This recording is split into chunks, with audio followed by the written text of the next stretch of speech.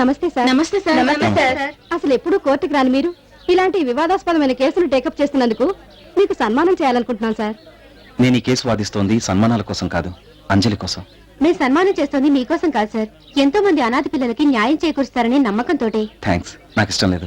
మీ ఇష్టం కోసం కాదు సార్, ఎంతో మంది అనాథ పిల్లల కోసం. మీ మాటలు 10 మంది వినాలని, సొసైటీలో కొంతైనా మార్పు రావాలని మా అభిప్రాయం. Okay, thank you sir. తమరికి పేరు ప్రతిష్టలు బాగా పెరిగినట్టున్నాయి. ప్లాట్ఫామ్ స్థాయి నుంచి సన్మాన స్థాయికి ఎదగడానికి కారణం నేను నా కూతురు అనుకుంటా. ఆ రోజు నా వల్ల లాయర్ అయ్యా, ఈ రోజు నా కూతురు వల్ల ఫేమస్ లాయర్ అయ్యా. పాపం దానికి వాళ్ళ అమ్మనే మోసం చేశావన్న విషయం తెలియక నీ దగ్గరకు వచ్చింది అమ్మా నాన్న కావాలని. అయినా నేనే నీ చేత మోసగించబడ్డదానని గుర్తించలేకపోయింది.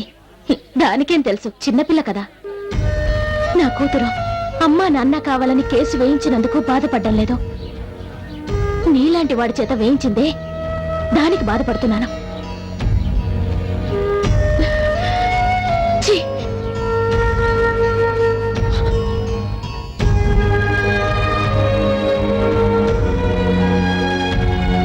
ఏంట్రా దివ్య ఇష్టం వచ్చినట్టు మాట్లాడుతుంది? తనే జీవితంలో మోసపోయాను అనుకుంటుందా? అతని జీవితంలో మోసపోయింది నువ్వురా. ఇంకా అమ్మాయి అలా అవమానిస్తుంటే ఊరుకుంటావేంట్రా? లేదురా, ఇప్పుడే వెళ్ళి అమ్మాయికి నిజం చెప్పేస్తాను. ఆగరా, వెళ్ళి ఏం చెప్తావు? నేను మంచోడనా? రే, ఇప్పటికే తన భర్త వల్ల చాలా బాధలు పడుతుంది. అసలు విషయం తెలిస్తే ఇంకా బాధపడుతుంది. నేను మంచివాడిని అనిపించుకోవడం తను ఇంకా బాధ పెట్టవేరా. రే, తన దృష్టిలో నన్ను మోసగాడిగానే ఉండిపోయిరా. అది కాదురా. ప్లీజ్, ప్రేమించిన దివ్య నన్ను ఎలాగో అర్థం చేసుకోలేదు. ఫ్రెండ్గా నువ్వైనా అర్థం చేసుకోరా.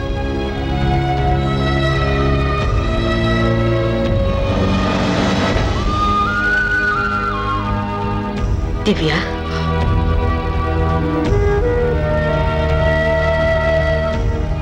ఆంటీ మీరా? నేనెలా ఉన్నానో చూద్దామని వచ్చారా?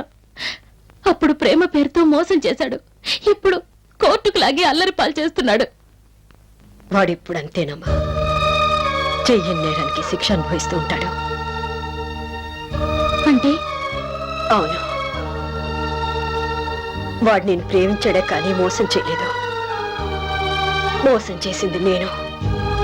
లేనిపోని అబద్ధాలు చెప్పి మిమ్మల్ని ఇద్దరిని దూరం చేసి తీరని ద్రోహం చేశాను. ఏంటంటే మీరనేది? మీ ఇద్దరిని విడదీయకపోతే నా కొడుకు ప్రాణాలు తీస్తానన్నాడు మీ నాన్న. కూతురి జీవితం కంటే మీ నాన్న పరువు ప్రతిష్టలే ముఖ్యం అనుకున్నారు, కానీ నా కొడుకు ప్రాణాలేనే ముఖ్యం అనుకున్నాను. అందుకే వాడు ప్రాణాలు కాపాడుకోవడం కోసం నా కొడుకు దుర్మార్గుడని నీతో చెప్పాను. కానీ ప్రేమే లేనప్పుడు ప్రాణం ఉన్నా లేకపోయినా ఒకటేనని నా కొడుకు అనుభవించిన నరకాన్ని చూసాక అర్థమైంది. నేను చేసిన మోసం వల్ల ఒకవైపు నీకు దూరం అయి బ్రతుకుతున్నాడు, మరోవైపు ఆయన వాళ్ళందరూ ఉండి కూడా అనాథలో బ్రతుకుతున్నాడు. వాడు తప్పేం లేదని నీకు తెలిస్తే నువ్వు బాధపడతావని నీ దృష్టిలో వాడు మోసగాడుగానే ఉండిపోయాడు, కానీ నిజం చెప్పలేదు. ఇంకా నువ్వు నా కొడుకును అవమానిస్తే నిన్ను ప్రేమించినందుకు వాడు భరిస్తాడేమో, కానీ తల్లిగా నేను మాత్రం చూస్తూ ఊరుకోలేను. అది చెప్పడానికి వచ్చాను.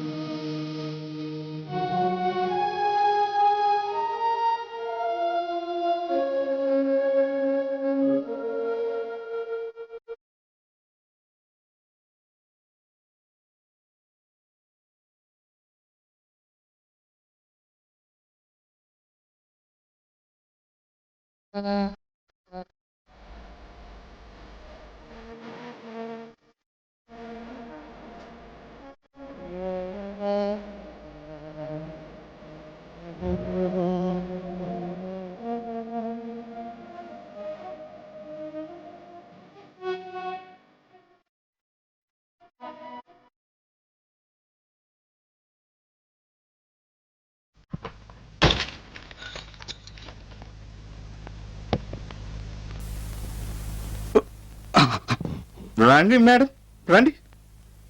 మీరు వస్తున్నారని పైకి లేచి నుంచుంటే కొంచెం బ్యాలెన్స్ తప్పింది. ఎందుకంటే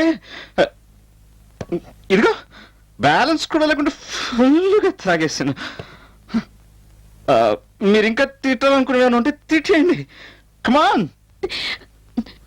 తిట్టండి. నన్ను క్షమించానని ఒక్క మాట చెప్పు వేడు. అప్పటి వరకు నేను లేవను. నువ్వేం తప్పు చేసావని నేను క్షమించడానికి? నేను ఇంకొకరిని పెళ్లి చేసుకోవడం తప్పు కాదా? కాదు, కన్న వాళ్ళ ఆప్యాయతలు నిజం అనుకుని మనిద్దరం మోసపోయాం. నిజమే. నిన్ను అపార్థం చేసుకున్నందుకు దేవుడు నాకు మంచి శిక్ష విధించాడు. అలా మాట్లాడద్దు. ఇక నీ జీవితంలో ఏ సమస్యలు ఉండవు. హ్యాపీగానే ఉంటుంది. అవును, ఉంటుంది. నాకు నువ్వు సాయం చేస్తే. నేను సాయం చేస్తాను. అవును, నా భర్త నుండి నాకు విడాకులు ఇప్పించి నా బిడ్డను నాకు అప్పగించాలి. ఏంటి దివ్య? ప్రేమలో గెలవలేకపోయాను, భార్యగా ఓడిపోయాను. కనీసం తల్లిగానైనా నా బాధ్యతల్ని నిర్వర్తించాలనుకుంటున్నాను.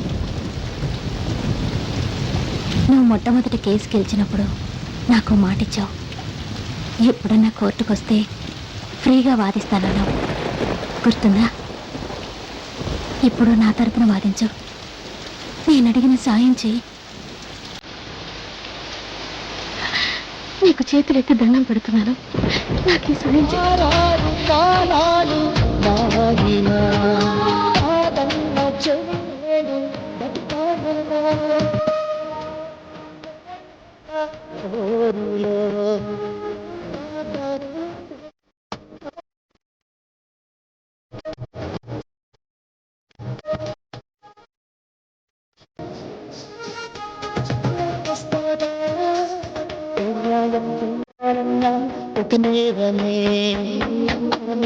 చెయ్యకపోతే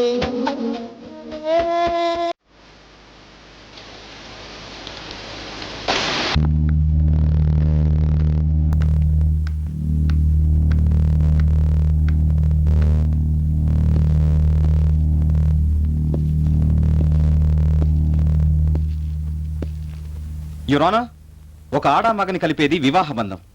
3 ముళ్ళు వేసేది భర్త అయితే ఆ 3 ముళ్లకు విలువనిచ్చి మంగళసూత్రాన్ని గుండెలపై ధరించేది భార్య. ఇద్దరిని కలపడానికి 2 ముళ్ళు చాలు. మరి ఆ 3వ ముడి ఎందుకు?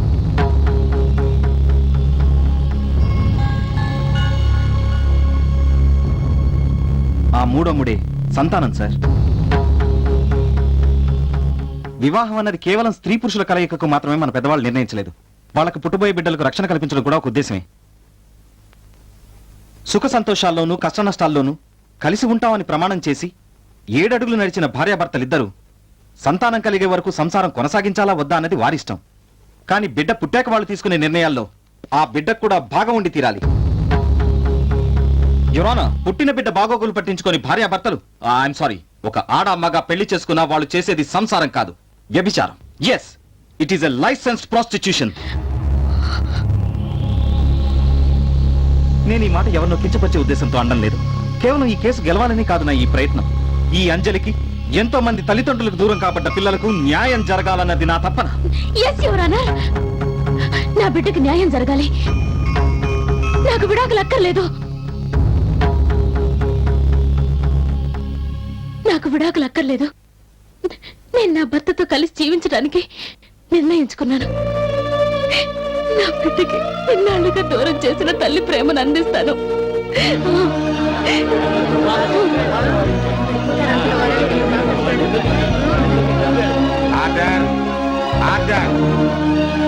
మిస్టర్ అమర్నాథ్, మీరు మీ భార్యతో కాపురం చేయడానికి అంగీకరిస్తున్నారు కాబట్టి. ఎక్స్క్యూజ్ మీ యువర్ ఆనర్, ఈ కేసుపై మీరు నిర్ణయం చెప్పే ముందు నాదో చిన్న రిక్వెస్ట్. ఎస్, భార్యాభర్తల అనుబంధం గురించి, పిల్లలపై తల్లిదండ్రుల బాధ్యత గురించి లాయర్ గారు తెగ సందేశాత్మకంగా మాట్లాడారు. I like it.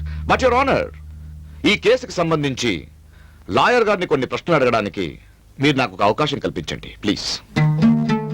లాయర్ ని ప్రశ్నిస్తారా? You want to question the lawyer? ప్రశ్నలకి సమాధానం చెప్పేవాడికి ప్రశ్నలు అడిగే హక్కు లేదా యువర్ ఆనర్? అంజలి తరపున వాదించడానికి న్యాయవాదిగా వేణు వచ్చారు. నా భార్య విడాకుల కోసం మరో లాయర్ వచ్చారు. కానీ నా తరపున వాదించడానికి ఎవరూ లేరు. సో ప్లీజ్ యువర్ ఆనర్, ఈ న్యాయస్థానంలో నేను నా కోసం వాదించడానికి మీరు అవకాశం కల్పించాలి. Okay mister Venu, yes your honour.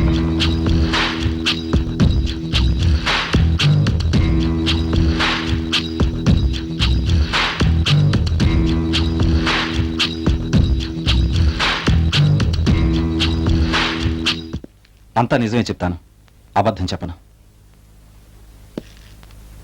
Venu, మీరు వాదిస్తున్న ఈ కేసు అంటే మన కేసు మీ లాయర్ జీవితంలో ఎన్నోది? 10వ. గుడ్. ఇంతకు ముందు మీరు వాదించిన కేసు ఎప్పటిది? 8 సంవత్సరాల తర్వాత ఈ కేసు టేకప్ చేశాను. Note this point your honour. అంటే 8 సంవత్సరాలుగా ప్రాక్టీస్ లేకుండా ఉన్నారు. ఇదే రాజకీయంలో అయితే మటాష్ అయిపోయేవాళ్ళు. Well, coming back to the point, ఈ 8 సంవత్సరాలు ఏం చేశారు? My next question mister Venu, ఎక్కడో విన్నాను తెలీదు, మీకు ఈ సిటీలో లాయర్ గా కన్నా పెద్ద తాగుబోతుగా పేరున్న మాట నిజమా? అవునా కాదా చెప్పండి. అవును.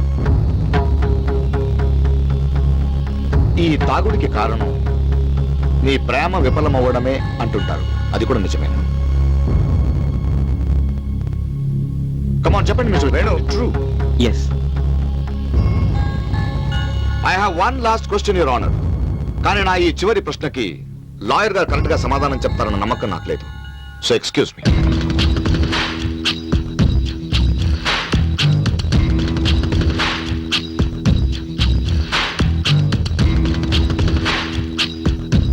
యువర్ ఆనర్, కోర్టులో భగవద్గీత మీద ప్రమాణం చేయడం అంటే పుస్తకం మీద ప్రమాణం చేయడం కాదు, దేవుడి మీద ప్రమాణం చేయడం. పసిపిల్లల్ని దేవుడు సమానం అంటారు. సో లాయర్ గారు ఏ అంజలి కోసం పోరాడుతున్నారో ఆ అంజలి మీద ప్రమాణం చేసి నా చివరి ప్రశ్నకు సమాధానం చెప్పమని కోరుతున్నాను.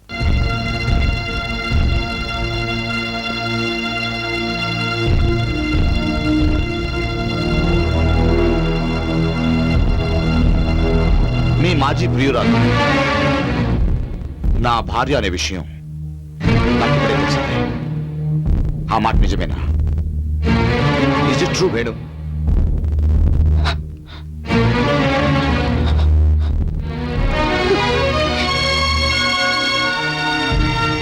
అవును. That's it. ఇది యువర్ ఆనర్ ఈ సెన్సేషనల్ లాయర్ రియల్ స్టోరీ. నా భార్య నాతో కాపురం చేయనంటుంటే ఏంట్రా ఇది ఇలా చెప్తోందని నాలో నేనే అర్థం కాక అయోమయంలో పడ్డాను. కానీ కారణం ఏంటో నిన్నే తెలిసింది. అది నిజమని ఇప్పుడే నిరూపించాను. ఇప్పుడు చెప్పండి యువర్ ఆనర్, నా భార్య క్యారెక్టర్ గురించి. పెళ్లికి ముందే ఇతనితో ప్రేమ వ్యవహారం నడిపిన నా భార్యకు నాతో కాపురం చేయడానికి మనస్సు అంగీకరించలేదు. అందుకే నన్ను నా బిడ్డని వదిలేసి వెళ్ళిపోయింది, కట్టుకథలు సృష్టించింది. ఇక ఈ లాయర్ వేణు ఇతను ఈ కేసుని ఈ కోర్టుకు తెచ్చింది అంజలి మీదున్న ప్రేమతో కాదు. తన ప్రియురాలు నేను పెళ్లి చేసుకున్నందుకు నా మీద కక్ష సాధించడానికి, నన్ను అల్లరి చేయడానికి. ఇందుకు నా భార్య అంటే ప్రియురాలు సహకరించింది. Please note this point your honour. నిన్నటి దాకా నా బిడ్డను నన్ను కాదన్న ఈ పతివ్రత ఎక్కడ తన ప్రియుడు ఈ కేసులో ఓడిపోతాడో అని నాతో కాపురం చేయాలంటుంది. Your honour, the point is very clear. ప్రస్తుతం రాష్ట్ర మంత్రివర్గంలో కీ మినిస్టర్ పోస్ట్ లో ఉన్న నన్ను పొలిటికల్ గా ఫినిష్ చేయడానికి నా ప్రత్యర్థులు, నా భార్య, ఈ మాజీ ప్రియుడు వీళ్ళు ఆడిన మెగా డ్రామా. ఈ కేసులో నిజమైన బాధితుడిని నేను యువర్ ఆనర్. యువర్ ఆనర్, నాకు న్యాయం కావాలి. నాకు విడాకులు ఇప్పించండి.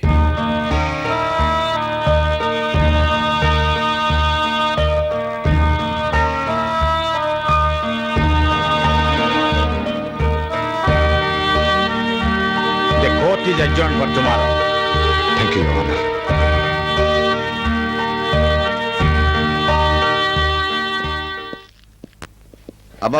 ఆగండి. మినిస్టర్ గారిని వెళ్ళనివ్వండి. ఫ్యామిలీ ఫిక్సింగ్ నేను టెన్షన్ పడుతుంటే మధ్యలో మీ గోలంటే ఆగండి. ఆపండి ఆపండి వెళ్ళండి. ప్లీజ్ ఆగండి.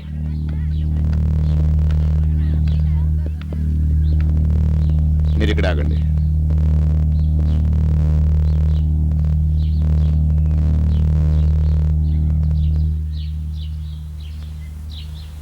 ఎలా ఉన్నా ఫినిషింగ్ టచ్?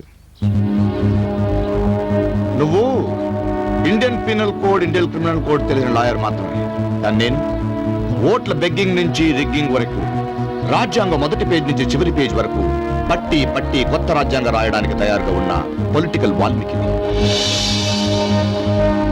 నీ ఆర్గ్యుమెంట్స్ ని, సెంటిమెంట్స్ ని నా రాజకీయ జ్ఞాన నేత్రంతో ఎలా బూర్ది చేశామో చూసావుగా. ఇంకేముంది, ఇప్పుడు ఈ కేసులు కోర్టు ఎలాగో కొట్టేస్తుంది. మటాష్. అంతా నీ భ్రమ. ఇది అసెంబ్లీ కాదు ఆర్ఎండ్బి మంత్రి గారు. జబ్బలు చరిచి మైకులు విరగొట్టి మెజార్టీ బలంతో ప్రతిపక్షం నోర్లు నొక్కేయడానికి. ఇది అడిషనల్ మ్యాజిస్ట్రేట్ కోర్ట్. నీకు 5 ఏళ్లకు ఒకసారి ఎన్నికల్లో పోరాటం తెలుసు, కానీ మాకు ఇక్కడ ప్రతి క్షణం క్లయింట్స్ న్యాయం కోసం పోరాటం అలవాటు. అంజలి కోసం ఆగాను, కానీ లేకపోతే నేను రోడ్లు భవనాల శాఖ నుండి రోడ్డు మీదకి లాగేయగలను. అవసరమైతే రాజకీయాలకే కాదు, జీవితంలో దేనికి పనికి రాకుండా చేయగలను. నువ్వు అది చేయగలవని నాకు తెలుసు. ఇప్పుడు కోర్టు వాయిదా వేసిందని నువ్వు ఇంటికెళ్ళి సెక్షన్లు బట్టి పడతావని కూడా నాకు తెలుసు. అందుకే నీ లైఫ్ జడ్జ్మెంట్ నేనే డిసైడ్ చేశాను. ఇంకో 5 నిమిషాలు నువ్వు ఇక్కడ ఉంటే నీ మాజీ ప్రియురాలకు నువ్వు, నా మాజీ భార్యకు నేను శ్రద్ధాంజలి ఘటించి ఒక 2 నిమిషాలు మౌనం పాటించవచ్చు.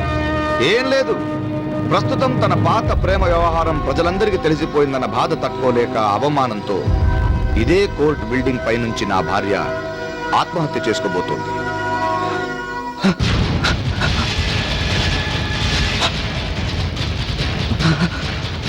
దివ్య, దివ్య,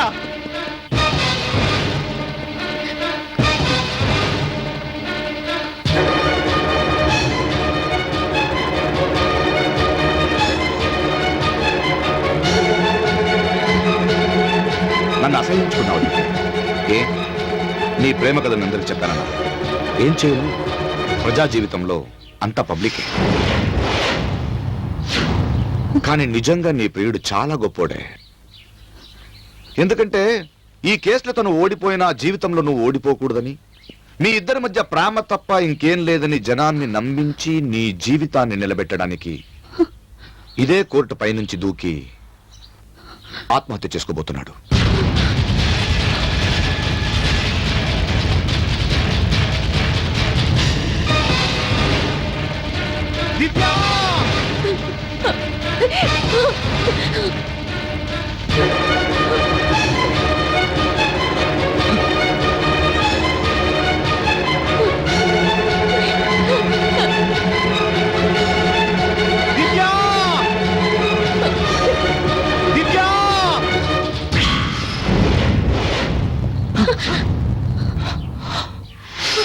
హలో, తరన్నానా తరన్నానా, ఒకరికొకరు నువ్వు నేను. ఈ రేంజ్ లో ఇద్దరు ఇంకా బ్రతికే ఉన్నామని సంతోషంతో పాజ్ ఇచ్చారేంటి? ఈ సంతోషం క్షణికే మాత్రమే. ఎందుకంటే మీరిద్దరూ కలిసి బ్రతకూడదని వాడు డిసైడ్ చేశాడు. నేనేం చేయను. కానీ మీరు అనుకున్నట్టు నేను బ్యాడ్ కాదు, వెరీ నైస్ మ్యాన్. మీరిద్దరూ కలిసి చావడానికి నేను సహాయం చేస్తాను. ఏంటా reaction? For change me reaction నా డైలాగ్ ఏంటో చెప్పనా? మీరు ఇంకా కలిసి బ్రతకలేరు, కనీసం కలిసి చచ్చిపోండియా. ఇప్పుడు మీ అంతటికి మీరు ఇక్కడి నుంచి మరో చరిత్ర రేంజ్ లో దూకి చచ్చిపోయారనుకో, ఈ కోర్టు కాంపౌండ్ లోనే మీరు పడ్డ చోటే ద గ్రేటెస్ట్ లవర్స్ అని 2 విగ్రహాలు పెట్టి ప్రతి లవర్స్ డే ప్రేమికులు వచ్చి ఫంక్షన్ చేయమని నేను మంత్రిగా ఆర్డర్ చేశాను. కమాన్, దూకండి, ప్రేమ బ్రతకాలి. ప్రేమ ముఖ్యం, దూకండి. వినరా? వినరు రామ్మ, ఏది మాట వినరు రా.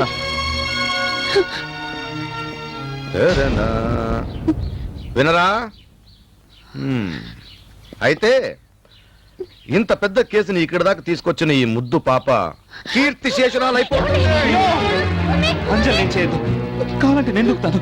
హాయ్ బాబోయ్, ఇంత పెద్ద లాయర్వి అర్థం కావట్లేదండి నీకు? మనసంతా నువ్వే అనే రేంజ్ లో నా భార్య నీ పక్కన ఉంటే ఆమెను వదిలేసి వెళ్ళిపోతేలాగా? మీరిద్దరూ కలిసి దూకితేనే నాకు లాభం. అదేంటా ఎక్స్ప్రెషన్? వీడెక్కడ మొగడండి అని చూస్తున్నారు. కొందరు మొగుళ్ళు ఇలా ఉంటారు. మీరిద్దరూ కలిసి దూకితే జనాల్లో నాకు సింపతి పెరుగుతుంది, రాజకీయంలో నా ఇమేజ్ పైకి వెళ్తుంది. డిసైడ్. I said decide.